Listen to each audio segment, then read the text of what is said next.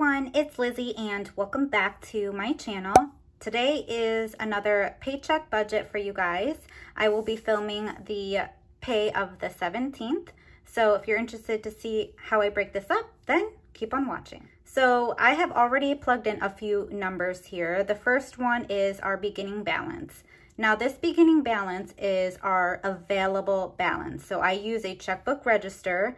It is a checkbook register app where you can actually plug in the numbers and it will tell you what you actually have to spend. So don't go based on the balance that you see in your checking account, because if you do a budget like I do where you split things up for your bills, then you don't actually have that total balance available to spend. That's not what you should be using. You should be using the number minus any checks, if you use checks that you wrote, or any subscriptions of those items that are due tomorrow. You don't want to include those items in your balance. So I have put in the number here.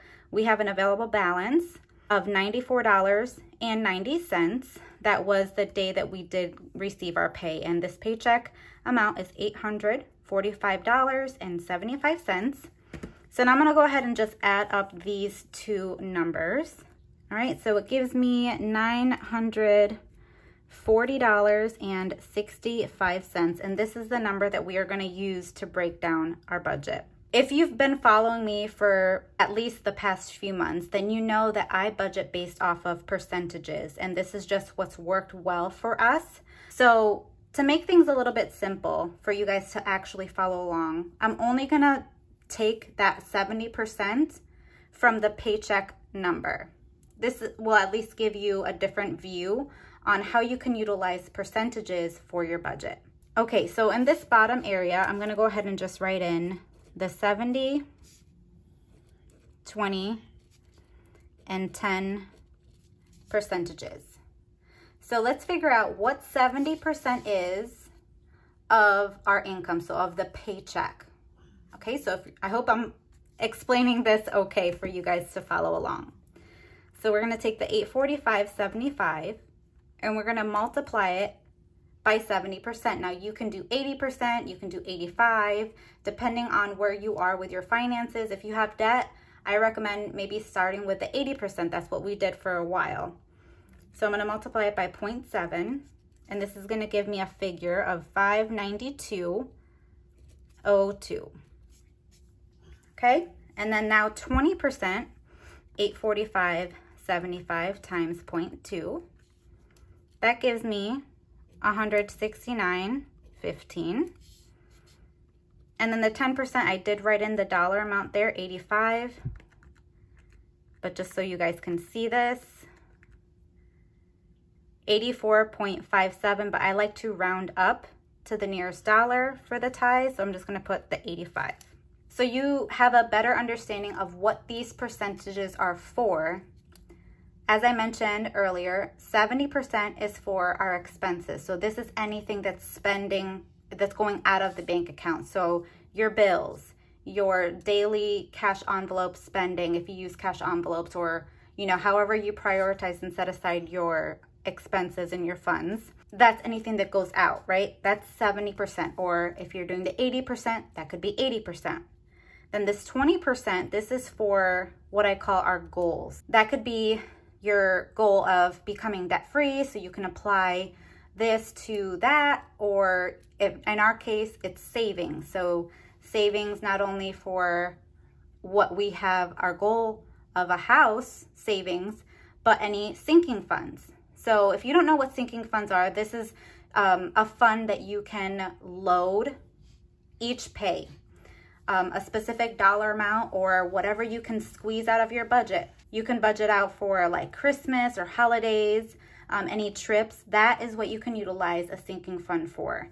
So I split this up and I do like half and half for what our goal is, which in our case at this point, it's saving for our down payment on a house and also for our sinking funds. And then that last 10%, that is for our tithe or giving, for charity. But if you don't do that, then you can just maybe do 70-30 or however you want to prioritize. But I really like budgeting by a general percentage rule. So now I'm gonna go ahead and write in our total giving, which is just the 85. And then the next piece is the expenses, and I use this bill tracker. So I've already written in all of the numbers. So I put in our payday right across the top. I've put in the due date of our bills and what the bill is, along with the total amount of the bill. And then when I highlight the boxes of when I know that bill has to be due, or we need to have the funds set aside in our bank account to pay that bill, because I have like all of these on auto debit. So I just split this up. I do have a video explaining this bill tracker. I'll make sure to link it up above. That way you guys can have a better understanding of what this bill tracker is used for. So I just am gonna go ahead and write in the numbers for these expenses. So I'm gonna go ahead and zoom you guys in. That way you can see exactly what I'm writing. All right, so what I like to do is write in the expense. So I've already done that here. And then put in the total. So right here I've said that for the rent, we're gonna put aside $260.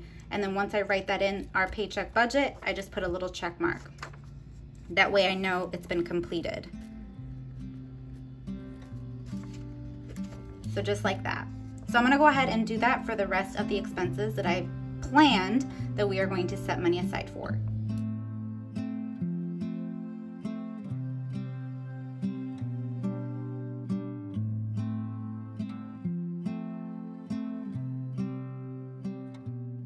Okay, so I've already written in the fixed expenses from the bill tracker, but now I've also included a few like variable categories. So the first one is SunPass.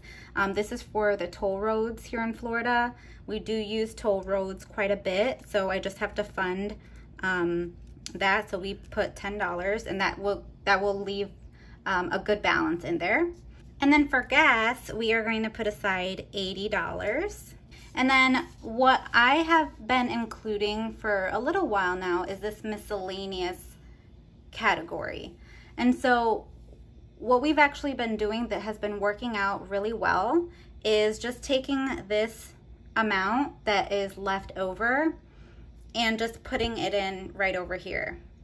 So that's what I'm gonna go ahead and do. I'm just gonna put the $94 as the miscellaneous, and we're just gonna keep that as a little buffer in our checking account.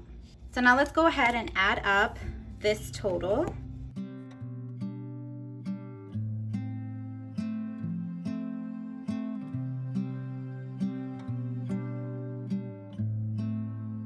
All right, the total expenses comes to $590.71. To figure out the remaining balance, we just take the income, subtract the giving, and then subtract this total here.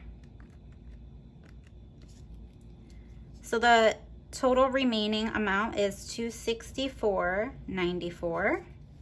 All right, so a way that you can check yourself and just make sure that you are staying within the amount that you've allotted down here.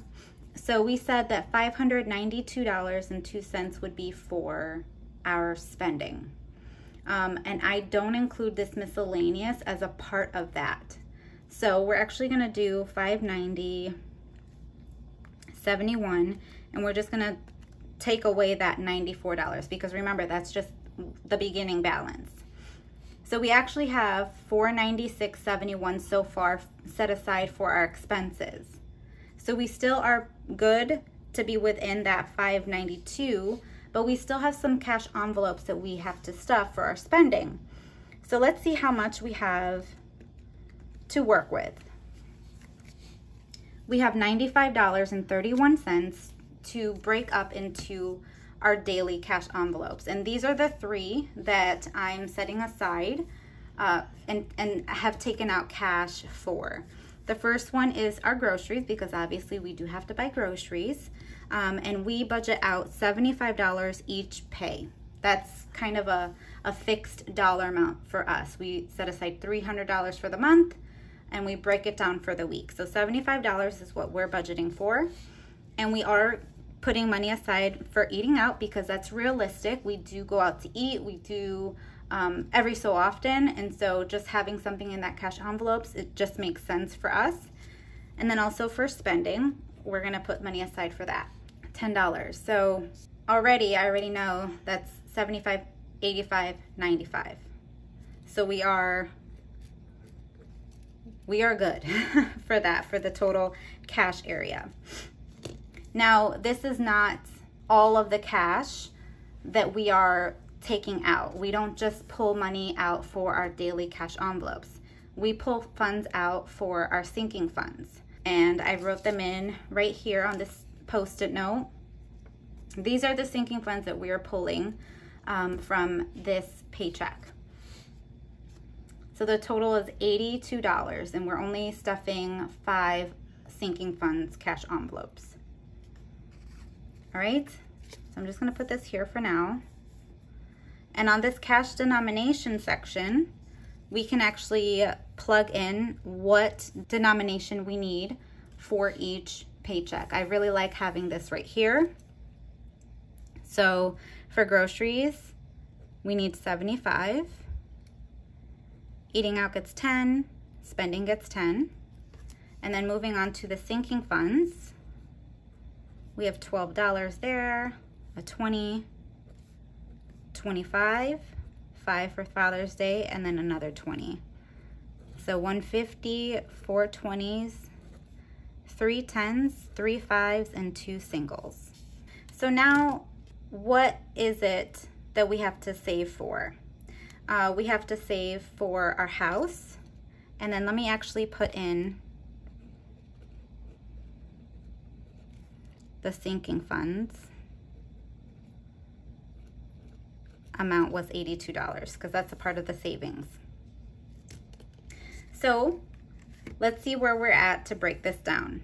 We take this total remaining, $264.94, subtract the total cash, and that leaves us with $169.94.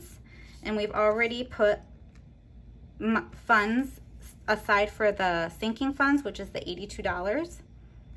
So then to be at a zero-based budget, which is where I would always recommend you be, we'll just take that total amount and apply it towards the house savings, or you could apply that to debt if that's what your goal is.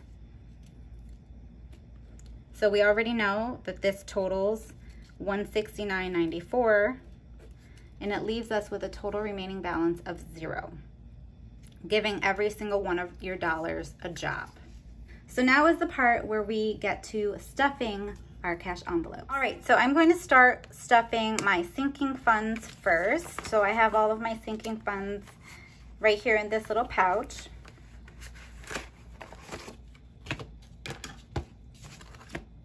And we're not stuffing all of the sinking funds, but let's start with the anniversary first. This is getting $12. All right, so we should have $182 in this envelope.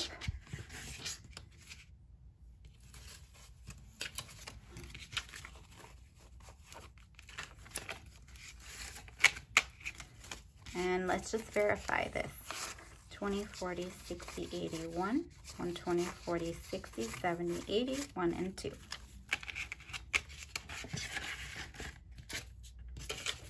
All right, that is good. The next one is the car maintenance, is getting 20. So there should be $134 in this envelope. Let's just verify. 20, 40, 60, 81, 120, 30, 1, 2, 3, 4.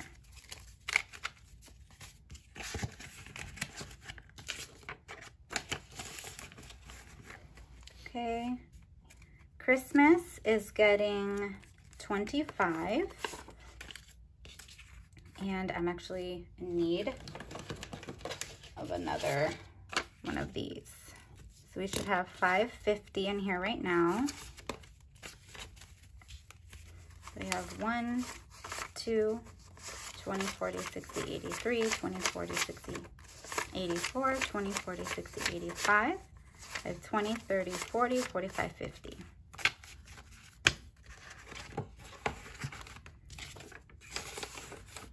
right?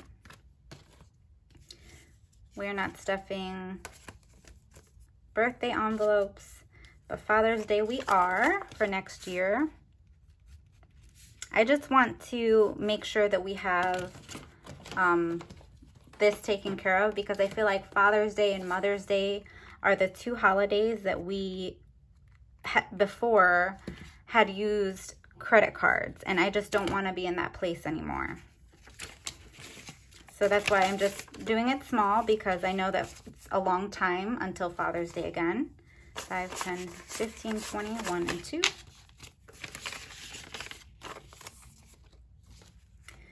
We're not putting anything to gifts. Birthday, but medical we are, and this is the last sinking fund. So we should have 196 in here. 20, 40, 60, 80, 1, 20, 40, 60, 70, 80, 95, 6.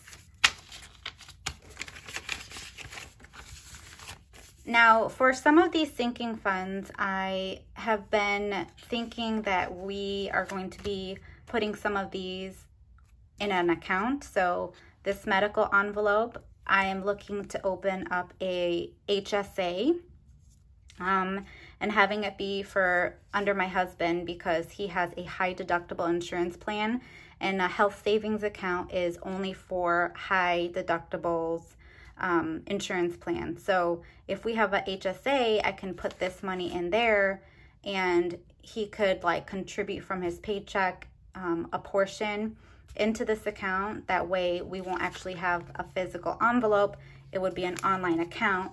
And the other sinking funds that I am thinking that we will have it be in a savings account is vacation and car maintenance. Those are the ones that I'm thinking that we will have in an online account. So we'll see. I'm still debating, but I think that that would be a good decision for us. So for those of you who have been concerned, I've seen some comments. We have a safe, and we just keep this in that safe, and I don't carry this obviously with us everywhere we go. So it's home, it's safe in our safe. All right, so now we have our daily cash envelopes, and there is, just to let you know, we had to go grocery shopping, so I did have to pull the $75, and I've already stuffed my grocery cash envelope, so you won't actually see me stuffing that. But we do have two others. One is the eating out is getting $10. So we should have 20 in here. All right. And then the next one is for spending. Is getting $10. So I should have 29 in here. So 25, 6, 7, 8, and 9. And now come next month, I will be making some changes to our cash envelopes for what works for us and what makes sense. So you see here, I have a toiletries. I don't think that this makes sense for us having a separate toiletries envelope. I consider that to just be a household essential. So I'm thinking I will no longer have a toiletries envelope. I will just have it be under the home, and then we'll just budget out that for that. And then the other thing is these two envelopes. So we have a date night, and then we have this eating out. I think I'm just gonna have it be eating out only and get rid of this date night. So whatever is left over in here, come next month, I'm just gonna roll it over into our eating out envelope and budget a total amount for eating out only. But the rest I will plan on just keeping. So I'll be down to 5 envelopes instead of 7, and that's just something that works well for us. But that is everything for today's video. I hope that you found it motivating to you to get on a written budget and have it make sense to you and your family. It does not have to be complicated. It just needs to make sense, and you need to stick to it. So if you did enjoy today's video, be sure to hit the thumbs up button, subscribe to my channel if you haven't already, and I will see you guys in a brand new video. Bye guys.